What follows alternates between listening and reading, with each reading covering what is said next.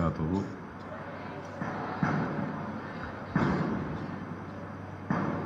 الحمد لله رب العالمين والصلاة والسلام على سيد المرسلين وإمام المتقين وعلى آله وصحبه أجمعين.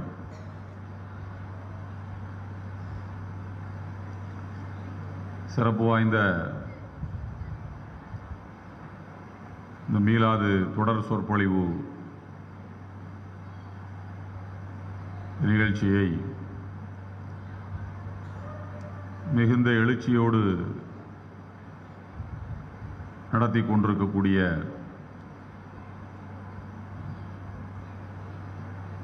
அல்லாஹ்வின் அருண்கொடை என்கின்ற பெயரை தாங்கி நிற்கின்ற நிறுவனங்களின் நிறுவனர் மரியாதைக்குரிய ஹசரத் பெருந்தகை அவர்களே, எழுச்சி மிகுந்த இந்த நிகழ்வில் தங்களுடைய சிறப்பான சொற்பொழிவை தந்து அமர்ந்திருக்கின்ற தமிழகத்தின் புகழ்மிக்க அரபு கல்லூரிகளுள் ஒன்றான ஜமாலியாவின் முதல்வர் அவர்களே, திரளாக குழுமி இருக்கக்கூடிய மாணவ கண்மணிகளே, இந்த கம்பீரமான மேடையிலே வீற்றிருக்கின்ற ஆண்டோர்களே, சான்றோர் பெருமக்களே, நம் அனைவர் மீதும் எல்லாம் வல்ல ஏக இறைவனுடைய அன்பும் அருளும் என்றும் நிலவட்டுமாக. அவனுடைய ஹபீப் முஹம்மது ஸல்லல்லாஹு அலைஹி வஸல்லம் அவர்களுடைய அன்புக்கும் ஷஃபாத்துக்கும் தகுதி வாய்ந்த மக்களாக எல்லாம் வல்ல இறைவன் நம்மை ஏற்றுக்கொள்வானாக. அருமையான சகோதரர்களே, பெரியோர்களே, நபிகள் நாயகம் ஸல்லல்லாஹு அலைஹி வஸல்லம் அவர்கள் இன்றைய நவீன உலகத்துக்கும் தேவைப்படுகிறார்கள். யார் மனித சமுதாயத்துக்கு தேவைப்படுகிறார்களோ அல்லது மனித சமுதாயத்தினுடைய தேவைக்கு யார் பயன்படுகிறார்களோ அவர்கள்தான் மனிதர்களால் நினைவு கூறப்படுவார்கள். மனித தேவைகளுக்கு அப்பால் கற்பனை உலகத்திலே சஞ்சரிக்கின்ற தலைவர்கள் அல்லது வரட்டுத்தனமான வேதாந்தங்களை மட்டுமே உதிர்த்துவிட்டு பொறுப்பு முடிந்து விட்டதாக கையை கழுவிவிட்டு போய்விடுகின்ற தலைவர்கள் எல்லாம் வரலாற்றிலே நினைவு கூறப்படுவதில்லை. இன்றைக்கு தலைவர்கள் பலரும் மனிதர்களால் போற்றப்படுகிறார்கள் என்றால் அவர்கள் வாழ்ந்த காலத்துக்கு பிறகு காலம் முன்வைக்கின்ற தேவைகளை தன்னுடைய சொற்களால் செயல்களால் தீர்த்து வைக்கக்கூடிய தலைவர்கள் தான் வரலாற்றிலே நிலைத்து நிற்பார்கள். இன்றைக்கு தமிழ் சமூகத்திலே பெரியார் நினைவு கூறப்படுகிறார் என்றால் சாதிய கட்டமைப்பு இருக்கின்ற வரையிலும் பெரியாரின் அறிவுரைகள் தமிழ் மண்ணுக்கு தேவை. எப்போது சாதிய கட்டமைப்புகள் தகர்த்து எறியப்படுகிறதோ அப்போது பெரியாரின் தேவை நிறைவு பெற்று விடுகிறது. அம்பேத்கரின் தேவை இன்றைக்கு இருக்கிறது என்றால் சமத்துவத்தின் தேவை இருக்கின்ற வரையிலும் அவர் நினைவு கூறப்படுவார், அவர் தேவைப்படுவார். சமத்துவம் நிலவிவிட்ட சமூகத்தில் அவருக்கான தேவை இல்லை என்றாகிவிடும். இங்கிலாந்துக்கும் அமெரிக்காவுக்கும் அம்பேத்கருக்கான தேவை இல்லை. சாதிகளற்ற சமூகமாக இருக்கின்ற வெளிநாடுகளிலே பெரியாருக்கான தேவை இல்லை. இப்படி ஒவ்வொரு தலைவரையும் நாம் பார்த்தால், நீங்கள் மார்க்ஸை எடுத்துக்கொண்டால் அவரை கம்யூனிச நாடுகளே அவருடைய தத்துவத்தை கைவிட்டு விட்டதாக சொல்கிறார்கள். இப்படி உலகத்தில் நமக்கு அறிமுகமான தலைவர்கள் என்று யாரெல்லாம் இருக்கிறார்களோ அவர்களை எல்லாம் நீங்கள் ஒரு முறை உங்களுடைய மனக்கண்ணுக்கு முன்னே கொண்டு வந்து பாருங்கள். அவர்களுக்கான தேவை ஒரு காலத்திலே இருக்கும், இன்னொரு காலத்திலே இல்லாமல் போகும். அதை நாம் அந்த தலைவர்கள் பெற்ற வெற்றியாக கூட எடுத்துக்கொள்ளலாம். சாதிகளற்ற சமூகம் உருவாகிவிட்டதென்றால் பெரியார் வெற்றி பெற்று விட்டார் என்று பொருள். ஆனால் அவருடைய தேவை முடிந்து விடுகிறது. சமத்துவம் நிலவ வேண்டிய நிலவுகின்ற ஒரு சமுதாய அமைப்பு உருவாகிவிட்டது என்றால் அம்பேத்கர் வெற்றி பெற்று விட்டார், அவருடைய தத்துவம் வென்று விட்டது என்று பொருள். ஆனால் அவருடைய தேவை அதோடு முடிந்துவிடும். பொருளாதார சமத்துவத்தை பேசிய மார்க்சின் தேவை எப்போது முடிவு வரும் என்றால் பொருளாதார சமத்துவம் வருகின்ற போது முடிவு பெற்றுவிடும். ஆனால் முஹம்மது நபி ஸல்லல்லாஹு அலைஹி வஸல்லம் அவர்களுக்கான தேவை இந்த உலகத்தில் எப்போதாவது நிறைவு பெறுமா, முடிவு பெறுமா? அவர்கள் தேவையற்ற ஒரு தலைவராக எப்போதாவது ஆகிவிடப் போகிறார்களா என்று பார்த்தால்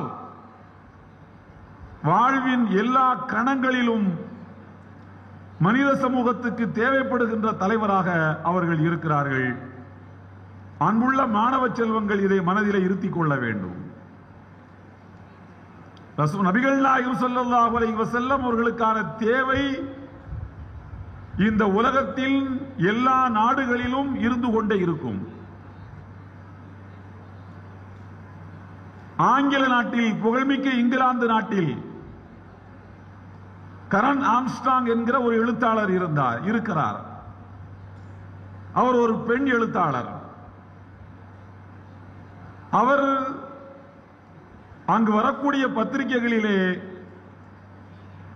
ஒரு தொடர்கட்டுரை எழுதி வருகின்றார். லட்சக்கணக்கான மக்களால் விரும்பி வாசிக்கப்பட்ட தொடர் அது.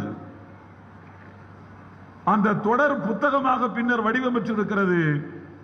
இப்போது மார்க்கெட்டிலே புத்தக அங்காடிகளில் இது கிடைக்கிறது. முஹம்மத் தி ப்ராஃபட் ஃபார் அவர் டைம்ஸ் என்பதுதான் அந்த புத்தகத்தின் தலைப்பு. முஹம்மது நபி ஸல்லல்லாஹு அலைஹி வஸல்லம் அவர்கள் நம் காலத்துக்கான இறை தூதர், நம் காலத்துக்கான தூதர் என்பதுதான் அதன் தலைப்பு. இந்த காலத்துக்கும் அவர்கள் தேவைப்படுகிறார்கள். ஏன் இந்த காலத்துக்கு முஹம்மது நபியினுடைய தேவை இருக்கிறது என்றால் அந்த காலத்துக்கு எப்படி அவர்கள் தேவைப்பட்டார்களோ அதைவிட கூடுதலாக இந்த காலத்துக்கு அவர்கள் தேவைப்படுகிறார்கள் என்று சொல்லுகிறார். அது எப்படி? அவர்கள் மனித கண்களில் இருந்து மறைந்து 1400 ஆண்டுகள் கழிந்த பின்னரும் அவர்களுக்கான தேவை அவர்கள் பிறந்த காலத்தை விட, வாழ்ந்த காலத்தை விட இப்போது எப்படி அது கூடுதலாக இருக்கிறது என்று கேட்பீர்களானால், அவர்கள் வாழ்ந்த காலத்திலே மது இருந்தது, மானக்கேடான செயல்கள் இருந்தன, பொருளாதார ஏற்றத்தாழ்வுகள் இருந்தன, தோலின் நிறத்தின் பெயரால் மனிதனுக்கு இடையிலே ஏற்றத்தாழ்வுகளை கற்பிக்கின்ற இழிவான கொள்கைகள் இருந்தன. அந்த எல்லா கொள்கைகளும் இன்றும் இருக்கிறது. எனவே நபிகள் நாயகத்தின் தேவையும் உலகத்துக்கு இருக்கிறது. அவர் சில பகுதிகளை மாத்திரம்தான் தொட்டு காட்டியிருக்கிறார் கரன் ஆம்ஸ்ட்ராங்.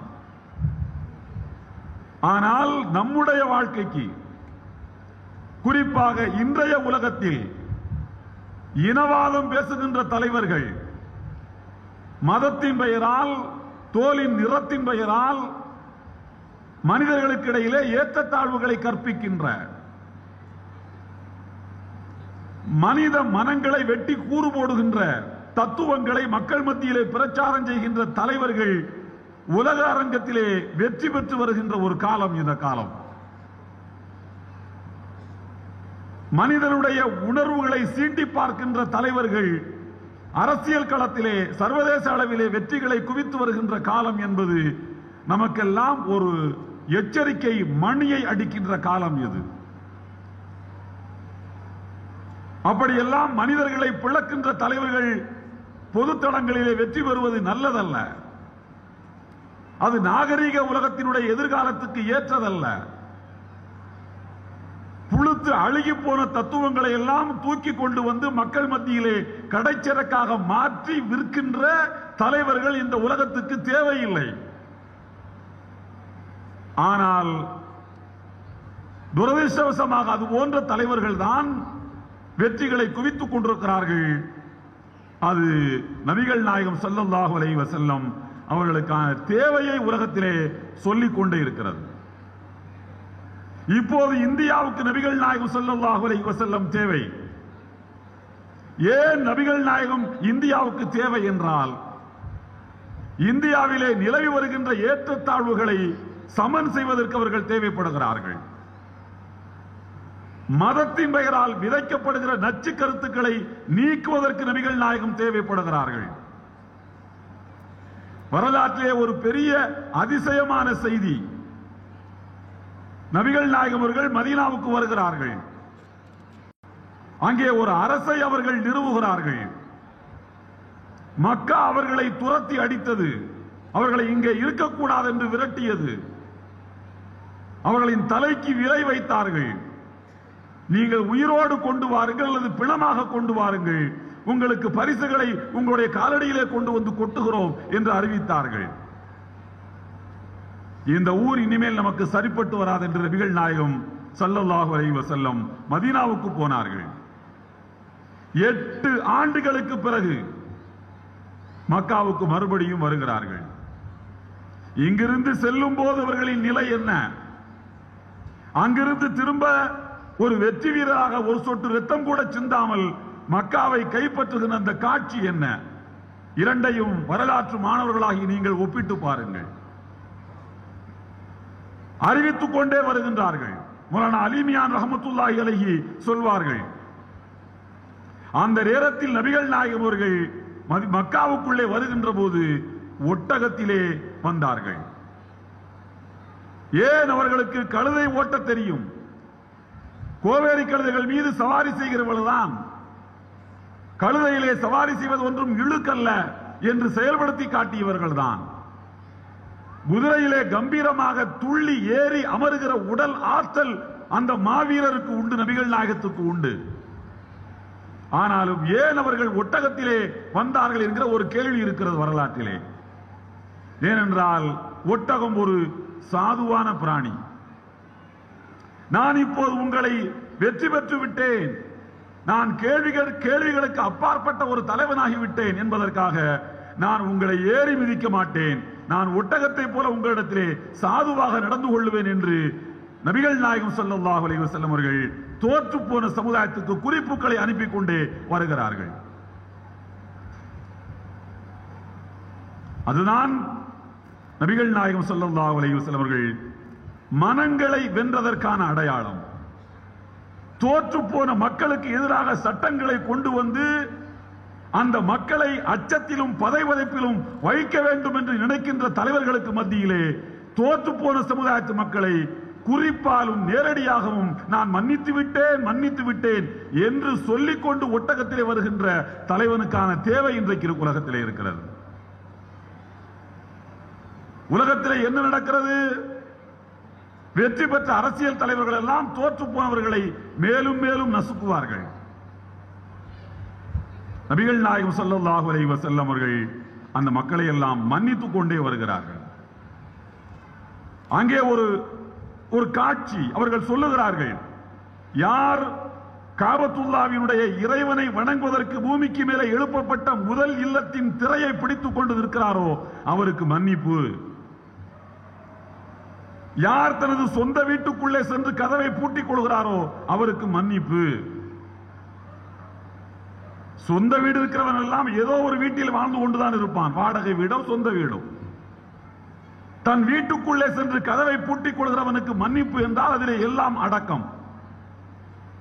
ஆனாலும் நபிகள் நாயகம் ஸல்லல்லாஹு அலைஹி வஸல்லம் காபத்துல்லாவின் திரையை பிடித்துக் கொண்டு இருப்பவருக்கும் மன்னிப்பு என்று அறிவிக்கிறார்கள். அது காபத்துல்லாவுக்கு அவர்கள் கொடுத்த கண்ணியம், மரியாதை. அத்தோடு முடியவில்லை தோழர்களே, அத்தோடு முடியவில்லை நண்பர்களே, மாணவ கண்மணிகளே. ஒரு வார்த்தை சொல்கிறார்கள், அபூ சுஃபியானுடைய வீட்டுக்குள் யார் நுழைகின்றாரோ அவருக்கும் மன்னிப்பு என்று சொன்னார்கள். அபூ சுஃபியான் வீட்டுக்குள்ளே நுழைய வேண்டிய தேவை உள்ளூர்காரனுக்கு ஏன் வரப்போகிறது? அவர் என்ன மாட மாளிகையிலே வசித்தாரா, ஒய்யாரமான அரண்மனையை கட்டி வசித்தாரா, ஊர் மக்களை எல்லாம் உள்ளே வந்து தங்க வைக்கிற அளவுக்கான மாட மாளிகை கிடையாது, ஒரு சராசரியான வீடு. பிறகு ஏன் அபூ சுஃபியானை வீட்டுக்குள் நுழைந்தவனுக்கும் மன்னிப்பு என்று சொல்கிறார்கள் என்றால், அபூ சுஃபியானை கண்ணியப்படுத்த. அவர் தோற்று போன இனக்குழுவின் தலைவர், தோற்று போன மக்களின் தலைவர். அவர் கம்பீரமாக நடந்துதான் மக்கா பார்த்திருக்கிறது, தலை குனிந்து மக்கா பார்த்தது இல்லை.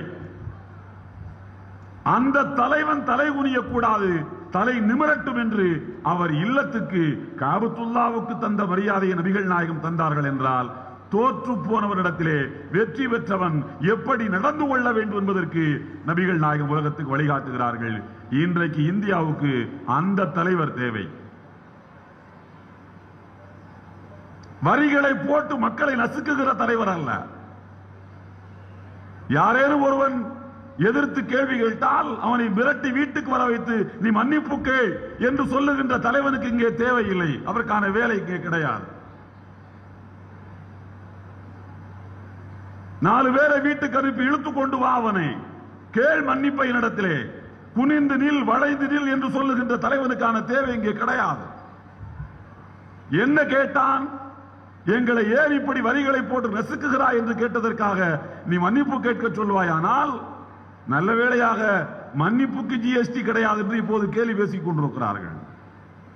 மன்னிப்புக்கெல்லாம் ஜிஎஸ்டி போட மாட்டார்கள் ஏனென்றால் மன்னிப்பவர்களுக்கு பிடித்தமான ஒன்று.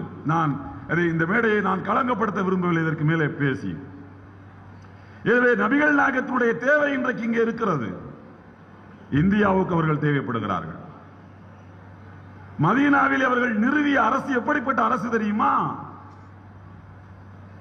சிறுபான்மை சமுதாயத்து மக்களிடம் எப்படி நடந்து கொள்ள வேண்டும் என்பதற்கான நிறைவான வழிகாட்டுதலை தந்த அரசு நபிகள் நாயகம் ஸல்லல்லாஹு அலைஹி வஸல்லம் அவர்களின் அரசு. உங்களுக்கு ஒன்று சொன்னால் வியப்பாக கூட இருக்கும். இன்றைக்கு மதரசாக்களுக்கு அச்சுறுத்தல் வந்திருக்கிறது. மதரசாக்களினுடைய நடைமுறைக்கும் பாடத்திட்டங்களுக்கும் கேள்விகள் முன்வைக்கப்படுகின்றன. இது தரமற்றவை என்கிற விமர்சனம் உச்சநீதிமன்றம் வரைக்கும் பேசப்படுகிறது. ஆனால் நபிகள் நாயகம் அவர்களுடைய காலத்திலே சிறுபான்மை சமுதாயமாக இருந்த யூத பெருங்குடி மக்கள் தங்களுடைய கொள்கைகளை போதிக்கக்கூடிய மதரசாக்களை தனக்கென்று நடத்தி கொண்டார்கள். மித்ராஸ் என்றவைகளுக்கு பெயர்.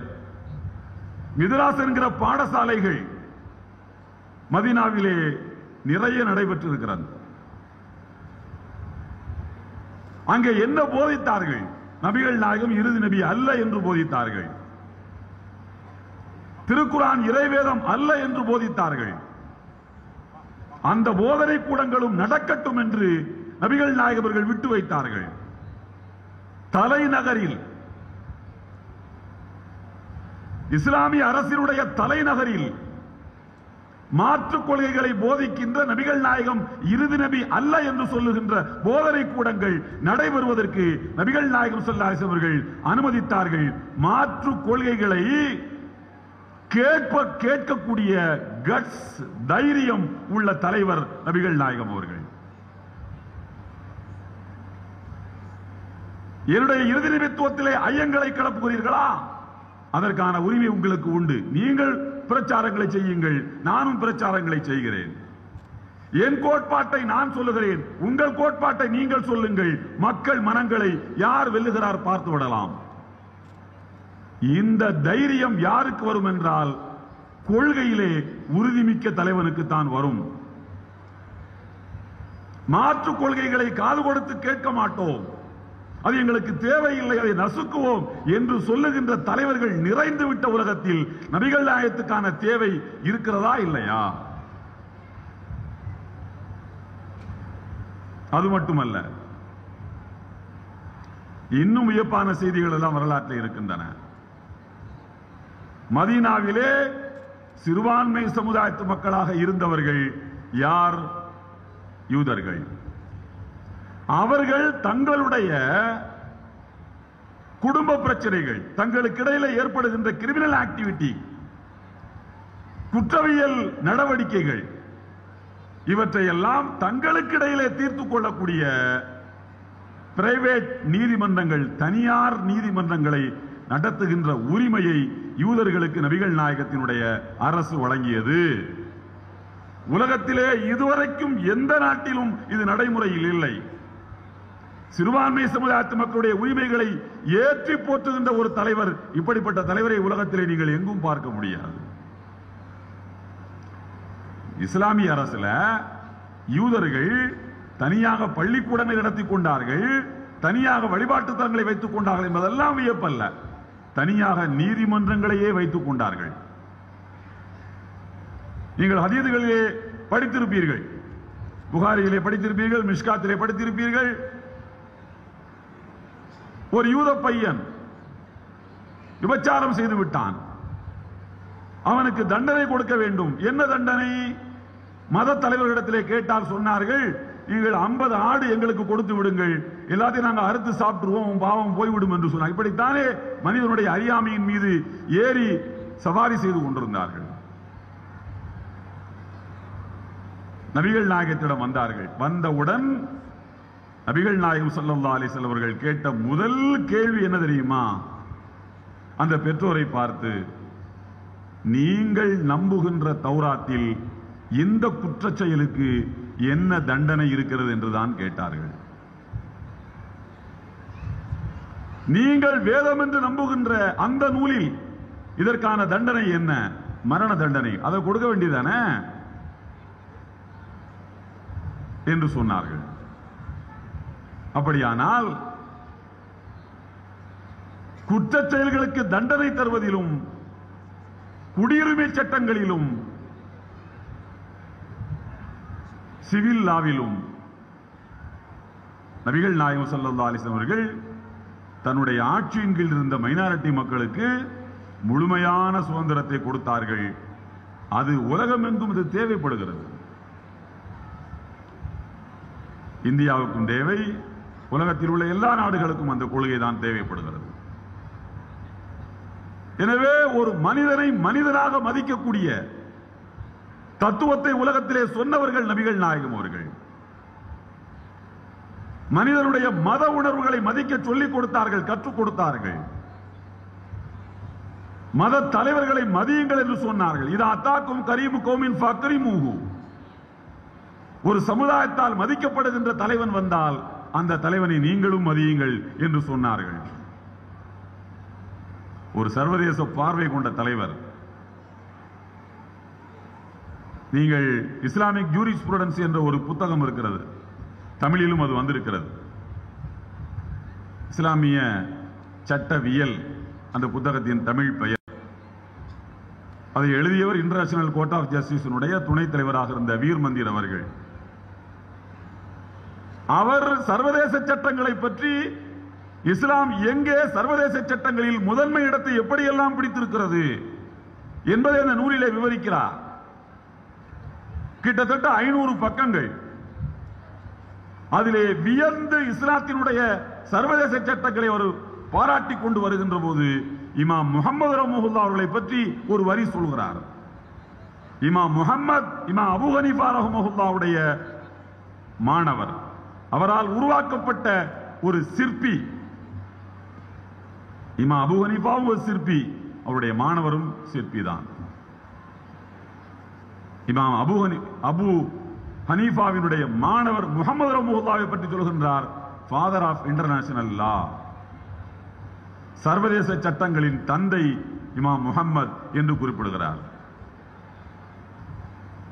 அப்படி என்றால் அவருடைய ஆசிரியர், அந்த ஆசிரியருக்கெல்லாம் ஆசிரியரான தலைவர் நபிகள் நாயகம் ஸல்லல்லாஹு அலைஹி வஸல்லம் அவர்கள் இன்றைக்கு உலகத்திலே நடைமுறையில் இருக்கக்கூடிய சர்வதேச சட்டங்கள் எங்கிருந்தவை தாக்கம் பெற்றிருக்கின்றன என்றால் இஸ்லாத்தினுடைய சட்டங்களால் இவை பலனடைந்திருக்கின்றன என்று சொல்கிறார். அன்புக்குரியவர்களே, இதையெல்லாம் நான் சொல்லி காட்டுவது பெருமை அடிப்பதற்கல்ல, நமக்கு பொறுப்பு இருக்கிறதை சொல்வதற்குத்தான். நான் மாணவர்களுக்கு மத்தியில் பேசுவதனால் தான் இதை சொல்கின்றேன். இங்கே எடுத்து சொல்லவும் வழிகாட்டவும் ஏராளம் இருக்கிறது. அதை மக்கள் மன்றத்திலே சொல்லி எதிர்கால தலைமுறையை சீரமைக்க வேண்டிய பொறுப்பை சுமந்திருக்கிறீர்கள் நீங்கள்.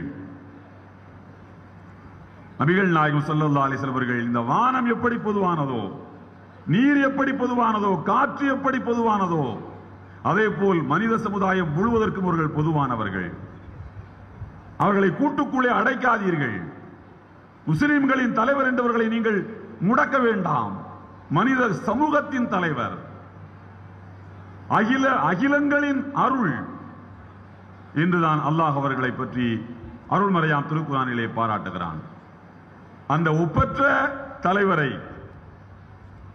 எல்லா மக்களிடத்திலும் கொண்டு சேர்ப்பதற்கான ஒரு முயற்சியாக நீங்கள் அரசியல் தலைவர்கள், பொது சமூகத்திலே களமாடுகின்ற செயல் வீரர்கள், சிந்தனையாளர்கள், இஸ்லாம் என்கிற அந்த கொள்கையை ஏற்காத தலைவர்களையும் கூட நடத்தி அவர்களின் காதுகளுக்கு நபிகள் நாயகத்தை பற்றிய செய்திகளை கொண்டு போய் சேர்ப்பதற்கான ஒரு தளமாகவும் களமாகவும் இதை நீங்கள் பயன்படுத்திக் கொள்வது உள்ளபடியே பாராட்டுக்குரியது, வரவேற்புக்குரியது. இந்த பணி தொடர வேண்டும். நபிகள் நாயகத்தின் பெருமைகளை பாரங்கும் சொல்லுகின்ற வானம்பாடிகளாக நாம் இருக்க வேண்டும். அந்த தலைவர் நமக்கு தந்த ஆசுவாசமும், அந்த மா மனிதர் நமக்கு தந்த விடுதலையும் காலமெல்லாம் நினைவு கூறத்தக்கவை. அதற்காக இந்த சமுதாயத்திடம் இருந்தவர்கள் ஒரு காலமும் நன்றி எதிர்பார்க்கவில்லை. எனக்குரிய கூலியை இறைவன் தந்தால் போதும் என்று வெறுங்கையை தட்டிவிட்டு இந்த உலகத்தை விட்டு போன தலைவர் நபிகள் நாயகம் அவர்கள். மரணப்படுக்கையிலே விற்றிருந்த போது தன்னுடைய மனைவி அன்னை ஆயிஷா ரலியல்லாஹு அன்ஹா அவர்களை கூப்பிட்டு, நம்முடைய வீட்டிலே ஒரு 7-8 தங்க காசுகள் இருந்தனவே, அவற்றை கொண்டு வா என்று சொல்கிறார்கள்.